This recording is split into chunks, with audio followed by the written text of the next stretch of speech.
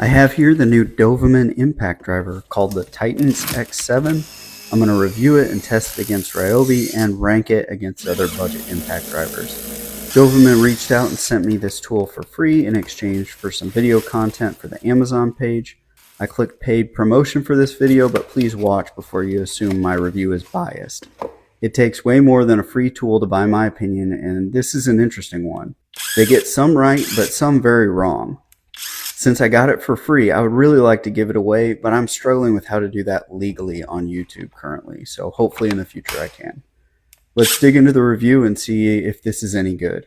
After unboxing, I was pretty impressed. It looks cool, the orange pops on a dark gray-black background, it's compact, has a nice overmolding on the battery base, and the fit and finish is really nice for a brand mainly sold on Amazon. Frankly, much better than the CC or Hyper Tough units I have previously tested. But I found a couple issues pretty quick. First, the charging indicator lights are not right. The manual lists the correct red-green meaning, but the schematic on the charger is wrong. Then there's a huge delay or lag with the trigger. Before I dive deeper into those, let's see what kind of power this thing has. Since I have them, I'll use the Gen 1 and Gen 2 Ryobi full-size impact driver as yardsticks, since both of these are 4-mode options. The Gen 1 Ryobi is around $70 on sale, and the new Gen 2 is $130 for the tool only, while the Dovaman is around $90 with a coupon on Amazon and comes with the battery and charger. I'll compare all with 2 amp hour batteries driving a lag bolt into pine. The Gen 2 drives the lag bolt in around 3 seconds. Now comparing the Gen 1 Ryobi to the Dovaman, Ryobi finishes in around 4 seconds and the Dovaman in 5 seconds. Both fully charged batteries on speed 3. Honestly, considering the smaller size and 1770 inch-pound torque rating of the Dovaman, I am impressed with that power. The Ryobi Compact would be well over 8 seconds on this test, so it's doing well. Looking at the size, the Dovaman is 4 3/4 inches long and just over 3 pounds. Comparing to the Ryobis, they're both longer and slightly heavier, so Dovaman has clearly engineered a pretty powerful compact product. Back to the trigger issue, I reached out to Dovaman on both the charger and the trigger. They agreed that the charger schematic is an issue and mentioned fixing it in the future. On the trigger, they stated it was a 200 millisecond soft start and the product was intended to be like this. What? How do they think that's what soft start means? No tool user ever wants to pull a trigger and wait. A soft start would be a ramp up to the target set point, not a lag. My email conversation didn't give me any confidence that this is going to be fixed in the future. Testing this thing out, driving some cabinet screws, I noticed something very interesting. The Dovaman doesn't start impacting nearly as early as the Ryobis, and the tool is much harder to hold, almost like a drill. I suspect the spring pressure is very high, helping generate the power. Now, I don't like it being harder to hold overall, but from a size, power, and weight trade-off, it's hard to argue with the results. Onto my low speed testing and control testing, the low speed is poor.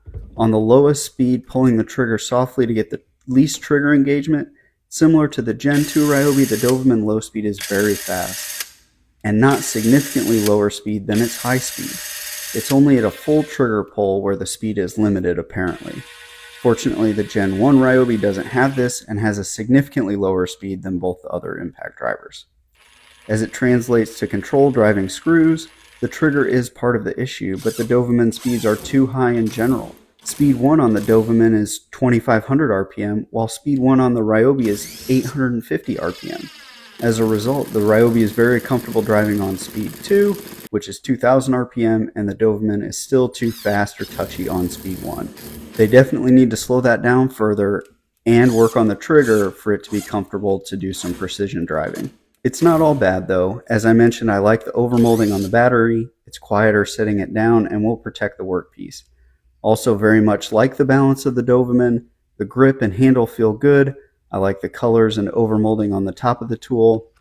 It's nice with the included 2 amp hour battery, only slightly top heavy, so I suspect it will be well balanced with both the 2 amp hour battery and the larger 4 amp hour battery.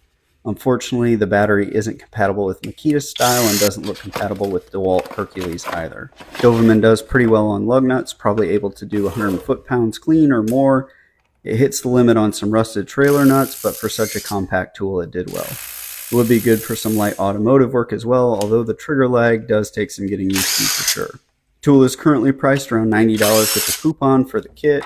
Recently, at the same time, Dovaman came out with the X6 drill that's around the same price. That makes a $180 comparable drill impact kit cost, which is very high for what you get. So overall ranking it, it doesn't look great. My favorite budget impact driver so far is the Gen 1 Ryobi 4 mode. It's better than the Gen 2 on cost and low speed control. Hyper Tough is also a great option, basically half of the Dovaman. While the Dovaman does have a much better fit and finish in 4 modes, it's hard to justify the cost given the Dovaman's issues and that I don't see any Dovaman warranty. CC is a great compact impact with the best ranking, but it requires Japanese style bits or an adapter and isn't available without the drill currently. Dovaman did a lot of things right with this impact driver, but it also has some key misses. They need to fix a few things for this tool and quickly. The charger schematic should be right. Just get it right. The trigger soft start should be removed. It's just lag and it's annoying. The low speed should be lower for better control. I'd recommend 2000 RPM max for the lowest speed. If they fix that, it would be a good tool. It would still be hard to fully recommend that with no warranty and all the other tools being at individual prices without kits on Amazon. That's just a tough sell. Hopefully you agree that I did well to avoid any biases on receiving a free tool to make this review. Dovaman offered more free tools for video content, but I declined really based on the performance of this tool and the time it takes me to make these videos. If you think I should take them, review them, and give them away, let me know in the comments. If you made it this far, thanks so much for watching. I appreciate the support. Please like, subscribe, or check out another video.